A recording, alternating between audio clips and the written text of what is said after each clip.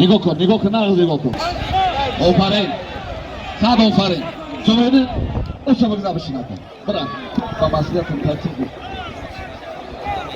چند شو؟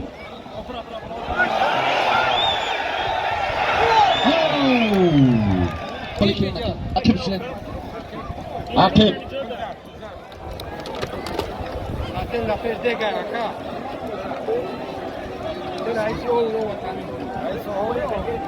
خود درباره حق نظر رو